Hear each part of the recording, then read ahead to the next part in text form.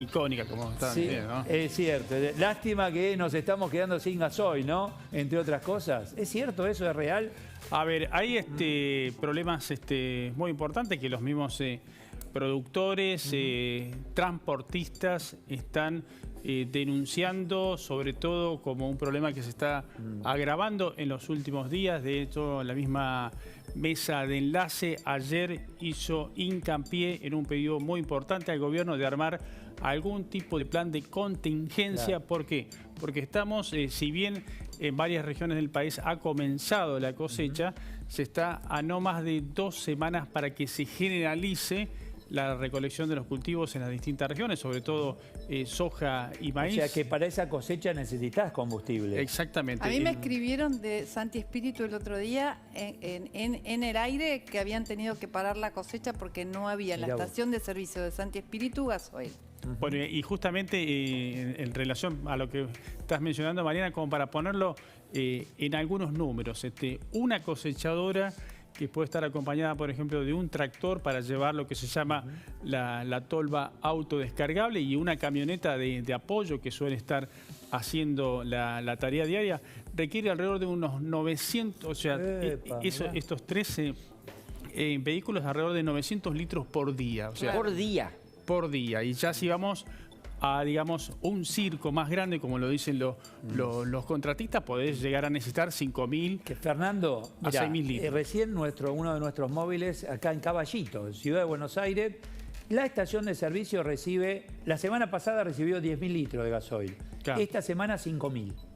No le entregaban más. Ya ahí tenés el 50%. Pero eso lo trasladás al usuario. Pero ¿cuál es la causa y cuáles van a ser las consecuencias, no? Claro, y en el caso puntual del campo hay algo que se agrava. O sea, ¿por qué? Porque están pidiendo, y esto por ejemplo lo han advertido transportistas que se dedican al traslado de la cosecha, que están pidiendo sobreprecio. Están hablando de 150, 160 pesos, y hay una entidad que se llama FETRA, que agrupa a los transportistas, que dicen que incluso le están pidiendo pagos en negro. O sea que hay un mercado negro de ahí se están aprovechando, claro. Pero en el norte vienen, cargan, incluso en tanques que no tienen que ver con el propio vehículo, lo llevan a Paraguay y lo venden allá al doble, al triple, vuelven, cargan y así. Eso está ocurriendo en el norte de la Argentina, ¿no? Bueno, en medio de toda esta situación, ¿cómo sigue el tema retenciones?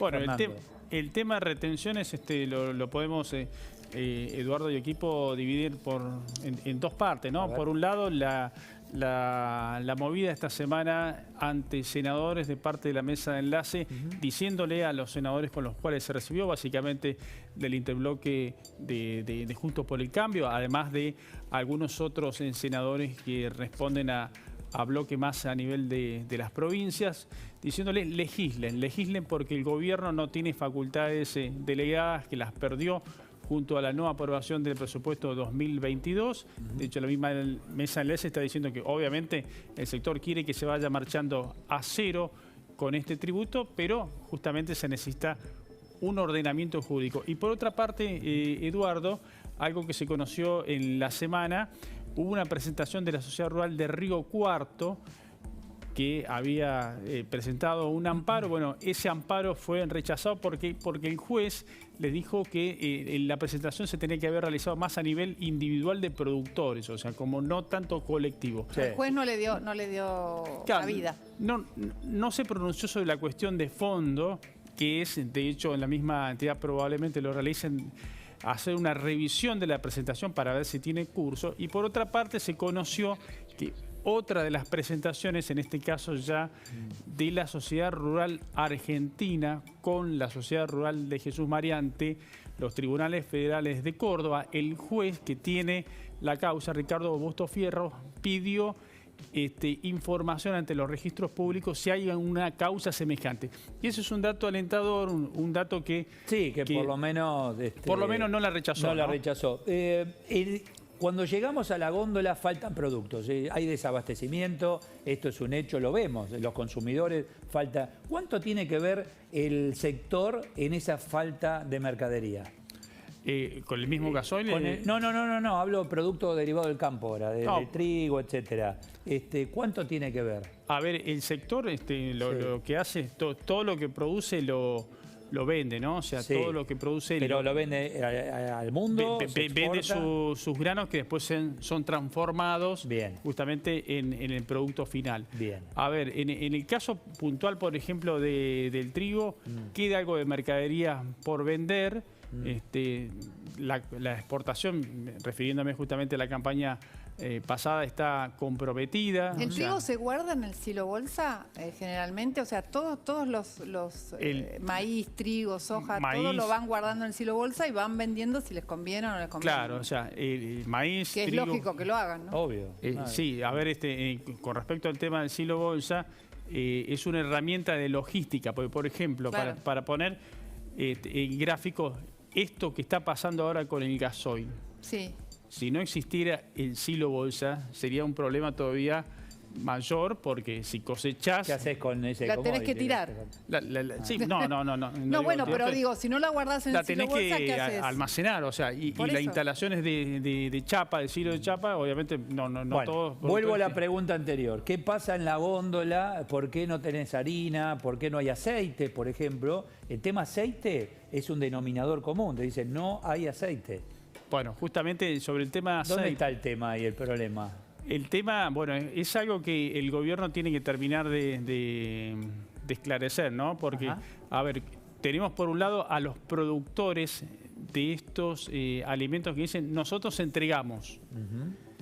Nosotros entregamos. Y después tenés la cuestión más a nivel de los supermercados que dicen el proveedor o algún intermediario no está abasteciendo. O sea, hay especulación por la inflación de por medio, inevitable en algunos casos.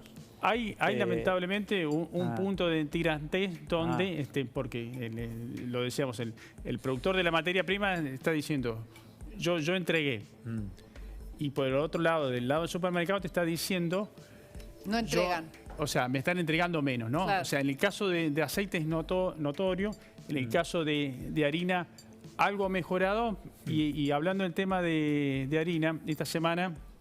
El secretario de Comercio Interior, Roberto Feletti, el mismo que dijo que no hace milagros, bueno, firmó un acuerdo con los panaderos para que haya un precio del pan entre 220 y 270. A ver, antes de, y ya ahora hacer la pregunta, ponelo a quien no hace milagro, porque es importante no solo la palabra milagro, sino algo más, y ustedes se van a dar cuenta en el tape. Si lo tenemos, Maxi, Mati, lo hacemos, lo ponemos ahora, así, ¿está? Bueno, dale, a ver.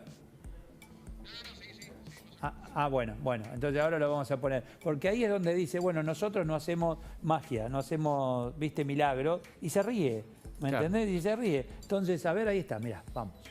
Mi lugar de la Secretaría y lo que corresponde a emisiones y fusiones es, hay dos tipos de inflación microeconómica. La inflación monopólica, que para eso intervenimos en las góndolas, con las canastas, y la inflación internacional, que es el famoso desacople que se materializa a través de las retenciones, aunque pueda haber otros instrumentos.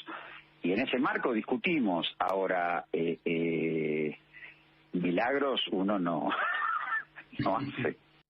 Se ríe ahí, Sí. Se ríe. ¿De qué se ríe? No sé.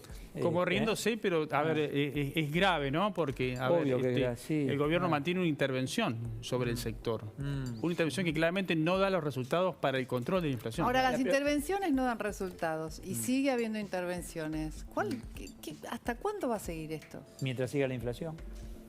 Pero la inflación sigue creciendo. Sí, pero ellos no quieren, no quieren reconocer que el problema es monetario. En parte algún sector también, hay un mix ahí, pero fundamentalmente monetario. Perdón. El gobierno quiere recaudar, evidentemente. ¿No se da cuenta de que si no soluciona el tema del gasoil, no va a poder hacerlo? Va a recaudar menos. Bueno, claramente. Entonces, ¿por qué no lo hace? A ver, el tema del gasoil, bueno, son varias las excusas que tiran, ¿no? Bueno, que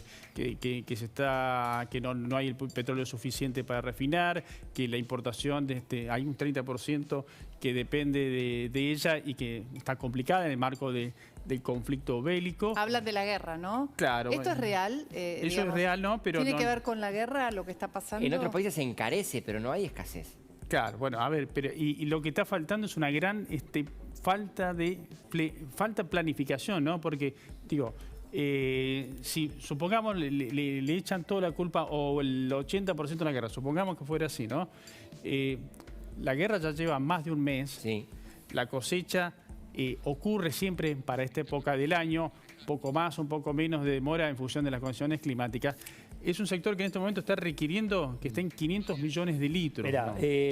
Fernando, quienes manejan las cámaras del sector, ayer me decían, en esta semana, por el tema gasoil, toda la semana fue un drama y va a ser cada vez peor. Dice, estamos retrasados, el petróleo está aumentando. Se viene aumento de combustibles importante. Le digo, ¿pero qué porcentaje atrasado? 50%, me dijo. Ah, wow. ¿Pero van a aumentar el 50%? No, y no es solo gasoil, sino también otros combustibles. Entonces, hay un tema ahí de... Ahora, cuando aumenta el petróleo, nos aumenta. Cuando baja el petróleo, que tuvimos casos, nunca se bajó. Lo mismo con el dólar. ¿Viste? Lo mismo con el dólar, con todo. Y ahí tenés ese 60% de impuestos cada vez que cargamos combustible, que tampoco lo van a tocar. Bueno, porque, las internas obviamente, políticas también no tienen que ver, digamos, con este retraso de soluciones, ¿no? Porque hay una interna dentro del gobierno y no se sabe qué decidir, no hay decisiones concretas. Yo creo que ahí hay un choque de posiciones que hace que no haya decisiones concretas, ¿no? Bueno, falta obviamente esa cuestión política por resolver y por atender y lo que yo insisto es en este tema, ¿no? Que cuando falta esa claridad de adentro del gobierno sobre qué hacer, termina ocurriendo la generación de especulaciones. Gente que dice, bueno, mira, no, yo en realidad lo tengo que cobrar más caro el gasoil, como han dicho contratistas, transportistas, 150 sobre 100 pesos, bueno, 50 y aparte tengo que cobrar algo negro para ver si por las dudas la petrolera no me va a llegar con el combustible más caro. Es como que una especie de carrera de especulación. Acá es donde uno observa si el funcionario efectivamente es funcionario como corresponde. Los líderes se ven en estos momentos. Sí, claro. Si no haces agua, es muy fácil. Es que están para esto, están para responder ahora. Pero cuando tenés momentos difíciles, y hoy, acá, están haciendo agua hace rato. Gracias, Fernando. Gracias. Gracias. Muchísimas gracias. Bueno, fíjate que el presidente de los argentinos, Alberto